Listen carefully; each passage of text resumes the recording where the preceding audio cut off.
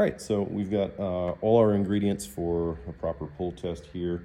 You can't see the scale, it's on the floor, but this is kind of my workflow, how I do a really nice, easy pull test. I've got two clamps, one without and one with a cord or rope around it. So this is what I use to put my foot through to restrain the bottom clamp, and I'll pull against my foot. So don't have a helper assisting, and when I say assisting, I mean that sarcastically, because generally when you get two people playing tug of war, you're more often than not gonna overstress the fabric beyond the test limits, the minimum required. So there's no need to go beyond unless you want to know where your fabric rips at.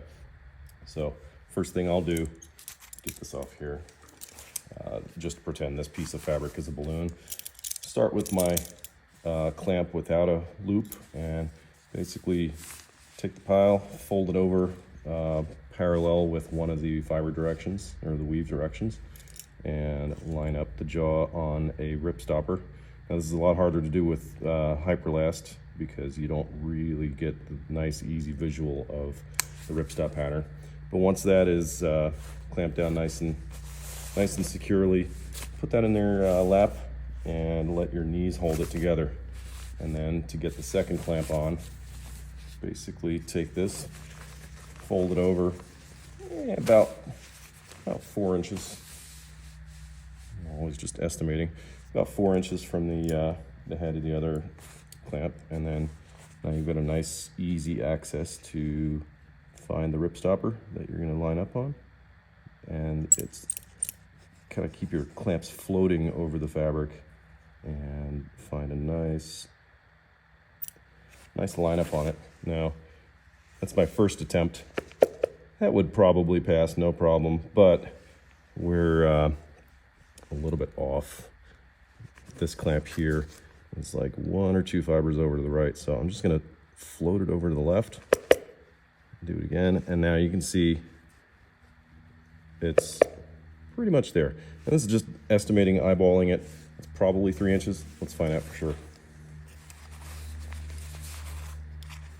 I'll just throw this little 3-inch piece of Lexan in there, and it's about 1/8 of an inch short. So I'll put this back in my lap.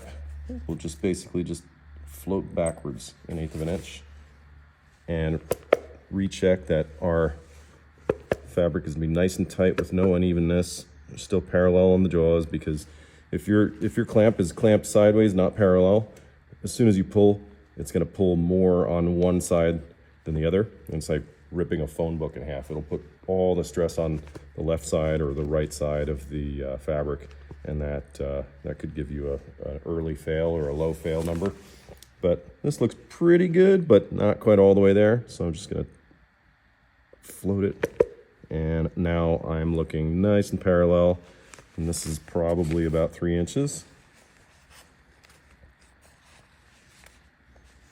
Yeah, I got 3 inches right on the money. I'm gonna clamp that down, get rid of that, and then I'm gonna go over to the floor and show you what we do with that.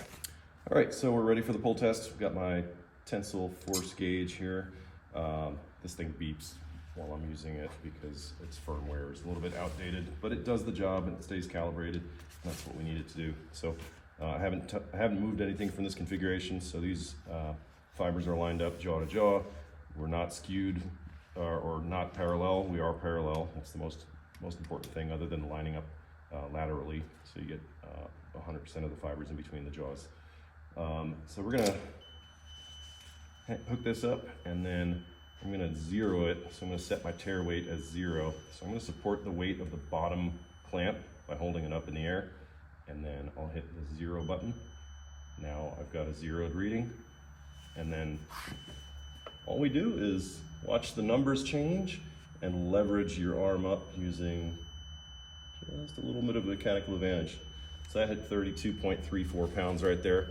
So we went a little bit past 30, but if you do it a little bit more slowly or pay more attention to the numbers, you can hit the minimum specs without going overkill.